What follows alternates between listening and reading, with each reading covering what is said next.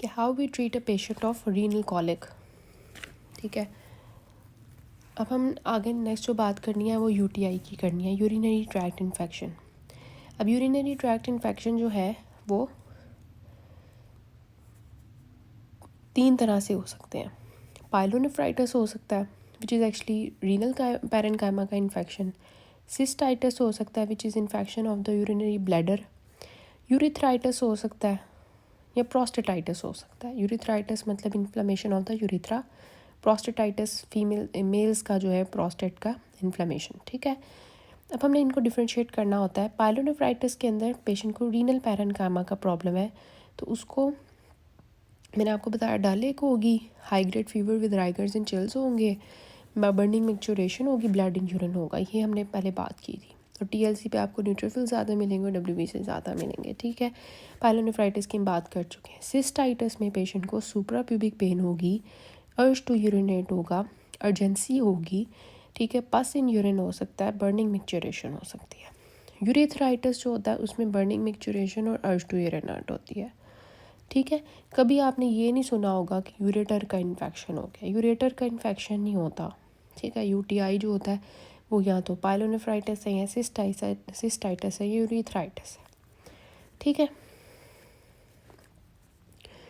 तो अब हमने जो है बात करनी है कि अब हमने इन पेशेंट्स का आइडियली ये है कि कंप्लीट यूरिन एग्जामिनेशन करवाएं। उसमें आपको यूटीआई के अंदर पास सेल्स मिलेंगे, ब्लड मिलेगा और ग्लूकोज मिलेगा।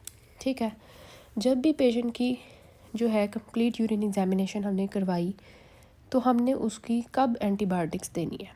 ठीक है, जब हमें कंप्लीट यूरिन एग्जामिनेशन में मेल्स के अंदर अप टू 4 और फीमेल्स के अंदर अप टू 6 पस सेल्स मिलते हैं तो तब हमने उसको नॉर्मल कंसिडर करना है। लेकिन अगर मेल्स के अंदर 4 से ज़्यादा पस सेल्स हैं और फीमेल्स के अंदर यूरिन के अंदर फीमेल्स के यूरिन के अंदर 6 से ज़्यादा पस सेल्स हैं, उस केस में हमने पेशेंट की सबसे पहले कल्चर एंड सेंसिटिविटी करवानी होती है और फिर हमने उसकी एंटीबायोटिक स्टार्ट करवानी होती है। ठीक है, ताकि उसके अकॉर्डिंगली हो। लेकिन ऑब्वियसली आइडियली जो मिड स्ट्रीम यूरिन कल्चर है, ठीक है, उसके लिए हमें 48 आवर्स से पहले जो है वो एंटीबायोटिक स्टॉप करके फिर कल्चर करवाना पड़ता है, फिर हमने जो है वो ट्रीट करना पड़ता है। तो आइडियली तो ये पॉसिबल नहीं है कि हम पेशेंट को ट्रीटमेंट ना दें पहले, तो एम्पिरिकल ट्रीटमेंट हम स्टार्ट करवा देते हैं, जिसमें मैंने आपको पहले भी बताया कौन कौन सी एंटीबायोटिक्स यूज़ होती हैं। ट्राइमेथाप्रोम सल्फामेथॉक्साजोल सेप्ट्रॉन डीएस यूज़ होता है, लिवोफ्लॉक्सिसिन 250 mg BD, मॉक्सीफ्लॉक्सिसिन 400 mg BD, ये एमॉक्सी नहीं है, मॉक्सीफ्लॉक्सिसिन है, 400 mg BD, ciprofloxacin 500 mg BD, ट्राइमेथाप्रोम सल्फामेथॉक्साजोल 960 mg BD, मॉक्सीफ्लॉक्सिसिन मैंने बात कर ली 400 mg OD। ठीक है, ये एंटीबायोटिक्स होती हैं, ये एम्पेरिकली हम स्टार्ट कर देते हैं। इसके साथ साथ हम यूटीआई में एंसर्स देते हैं फॉर इन्फ्लेमेशन। एंसर्स में क्या क्या देते हैं मैंने आपको पहले बता दिया था, यूरिटारिक रीनल स्टोन के अंदर वही चीज़ें हैं। ठीक है, कि हम एंसर्स में क्या क्या दे सकते हैं। ठीक है, इसके साथ साथ इसमें जो इम्पॉर्टेंट होता है वो क्रैनबेरी सैशे या फॉस्फोमाइसिन सैशे होता है। ये क्यों इम्पॉर्टेंट होता है कि क्रैनबेरी क्या करता है कि जो बैक्टीरिया होते हैं उनको ट्रांजिशनल एपिथेलियम के साथ अडहेयर नहीं होना देता। ठीक है, उनके वॉश आउट बढ़ाता है, तो इस तरह से क्रैनबेरी इम्पॉर्टेंट होता है। ठीक है, और यूरेटारिक स्टोन जो होता है, यूरेटर का स्टोन, वो अल्ट्रासाउंड पे डिटेक्ट नहीं होता जो, तो हम फिर एक्सरे करवाते हैं। ठीक है, और एंटीस्पाज्मोडिक्स जो हैं they are contraindicated in ureteric stone, क्योंकि हम चाहते हैं कि स्टोन पास आउट हो जाए, मसल कंट्रैक्ट करेगा तो फिर ही पास आउट होगा, तो ये एंटीस्पाज्मोडिक्स तो मसल रिलैक्स करवा देते हैं, तो इस वजह से स्टोन पास आउट नहीं होता, तो यूरेटारिक कोली के लिए एंटीस्पाज्मोडिक नहीं देते। ये कुछ चीज़ें थी। ठीक है, तो पेशेंट आया हमारे पास presenting complaint of flank pain severe colic की radiating to groin sudden onset का, तो बर्निंग मिक्चुरेशन हो रही थी उसको। तो मैनेजमेंट में हमने क्या किया, सबसे पहले हमने उसके वाइटल्स लिए, फिर हमने उसको पेन किलर दिया। पेन किलर में हमने उसको आईवी वॉरन लगाया। ठीक है, वॉरन लगाया या टोराडोल लगाया या किन्स लगाया, मेटाक्लोन। ठीक है, ये हमारे डिफरेंट ऑप्शंस होते हैं, या हम इनमें से कोई भी इंजेक्शन उसको पेन फ्री करने के लिए लगा सकते हैं। नॉस्पा लगाएंगे which is necessary as antispasmodic इनकी बात हम कर चुके हैं कि हमने कितनी क्या करना है, उसको आईवी ड्रिप पास करनी है, आईवी लाइन पास करके उसको 1000 ml नॉर्मल सलाइन या रिंगर लैक्टेट के अंदर टोराडोल और नोस्पा मिक्स कर दिया, ठीक है। फिर डिस्चार्ज में हमने उसको एंटीबायोटिक्स दी। अगर पस सेल्स आ रहे हैं, ग्लूकोज आ रहा है यूरिन में, या ब्लड आ रहा है, या फिर पेशेंट फेब्राइल है, तो उस केस में हमने एंटीबायोटिक्स की पहले भी बात की, ciprofloxacin 500 mg BD, सिफिक्जिम 400 mg OD या मोक्सीफ्लॉक्सासिन 400 mg OD।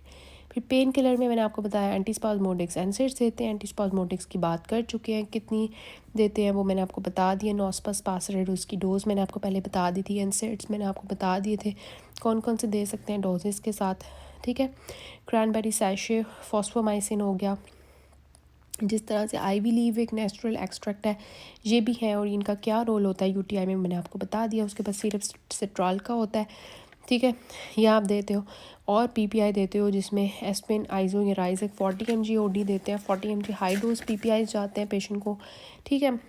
तो एक प्रिस्क्रिप्शन आप किस तरह लिखोगे। एक पेशेंट है Ali son of Nasir 35 years male, presenting complain of severe pain in the left flank for 2 hours, radiating to groin, we will say this is renal colic.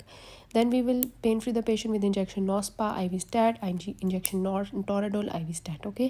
So इसको हम IV fluids के अंदर डाल देंगे। डिस्चार्ज मेडिसिन में क्या है, टैब मर्सेप which is ciprofloxacin 500 mg BD, tab स्पेसरेट 40 mg BD which is antispasmodic, tab neoprox which is naproxen 500 mg BD, tab aspirin eso 440 mg OD, meprazole.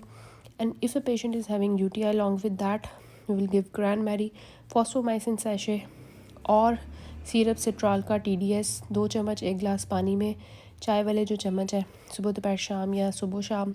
फिर हमने उसको अल्ट्रासाउंड करवाया। अल्ट्रासाउंड में अगर स्टोन जो है 9 mm से ज़्यादा था तो टैब सिम्टम सोलोसिन 0.4 mg नाइट के लिए, नाइट में 2 weeks के लिए 14 days के लिए, ठीक है। अगर स्टोन 9 mm से ज़्यादा का था तो कंसल्टेंट ओपिनियन ले ली, ठीक है। और फिर क्या क्या पेशेंट को बताना है वो मैंने आपको नीचे लिख दिया, ठीक है। फिर आपके पास नीचे डायग्नोसिस रीनल कॉलिक लिखा हुआ है, प्रेजेंटिंग कंप्लेंट उसकी क्या थी, राइट फ्लैंक पेन है 1 hour से radiating to lower abdomen, tender हमने हाथ लगाया। तो ये मैं बताना भूल गई थी कि फ्लैंक रीजन में अगर पेशेंट को हम जो है वो हाथ लगाएंगे, ठीक है, रीनल एंगल पे पंच मारेंगे तो वो मर्फीज पंच पॉजिटिव होता है in case of pyelonephritis, in case of hydronephrosis and in case of renal stone, ठीक है। मर्फीज पंच जैसे मर्फीज साइन होता है in case of acute cholecystitis, तो रीनल कॉलिक के पेशेंट के अंदर, ठीक है, क्या होगा, मर्फीज पंच पॉजिटिव होगा। तो ये हमें जो है ना एग्जामिनेशन पे मिल सकता है। स्टैट डोज हमने पेशेंट को क्या दी, injection Ringer lactate 1000 ml, IV stat लगा के उसमें इंजेक्शन नॉस्पा और इंजेक्शन वॉरन या डाइक्लो या टोराडोल आपने मिक्स कर दिया, ठीक है। फिर देखें डिस्चार्ज मेडिसिन क्या लिखी हुई है, यहाँ पे एंटीबायोटिक दी है उन्होंने, एक सिप्रोफ्लॉक्सासिन 500 mg BD, पाइटेक्स उन्होंने दी है 20 mg BD जिस पर ऑक्सीकैम, ठीक है। नॉस्पा फोर्ट उन्होंने एंटी स्पाज्मोटिक दी है, फोर्ट दिया ना इस वजह से 80 mg, अगर प्लेन नॉस्पा होती तो 40 mg होती, ठीक है, BD में दे दी। सिरप सिट्रॉल का 2 चाय वाले चम्मच 1 गिलास पानी में सुबह दोपहर शाम आपने मिलाने हैं, और टैबोमेप्राजोल है, ठीक है। तो ये सारी इसकी ट्रीटमेंट हो गई। एक एनसेड है, एक एंटीस्पाज्मोडिक है, एक आपकी जो है वो एंटीबायोटिक है, क्योंकि पेशेंट यहाँ पे जो है फिब्राइल है इस वजह से, ठीक है। और उसको सिरप एक आपने सिट्रॉल का दे दिया, पीपीआई दे दिया। अगर पेशेंट को साथ में यूटीआई भी होगा तो फिर उसके अंदर आप टेम्सोलोसिन भी ऐड कर दोगे। So this is how we treat a patient of UTI and treat the patient of renal colic, okay. अब UTI इन प्रेगनेंसी की बात करते हैं तो उसमें आप क्या क्या दोगे, कौन सी सेफ़ मेडिसिन हैं वो मैं आपको वैसे ही बता देती हूँ कि एक प्रेग्नेंट फीमेल आई है, उसको हिस्ट्री ऑफ बर्निंग मिक्चुरेशन है 2 दिनों से, तो सबसे इम्पोर्टेंट यहाँ पे चीज़ है क्रैनबेरी सैशे, ठीक है, जो आपने सुबह दोपहर शाम पेशेंट को 5 दिन के लिए देना है। सुबह शाम भी दे सकते हो, सुबह दोपहर शाम भी दे सकते हो। उसको कहना है पानी ज़्यादा से ज़्यादा पियो, ठीक है, फलों सब्जियों का इस्तेमाल ज़्यादा करो, और जो है ना सफाई का ख्याल रखो,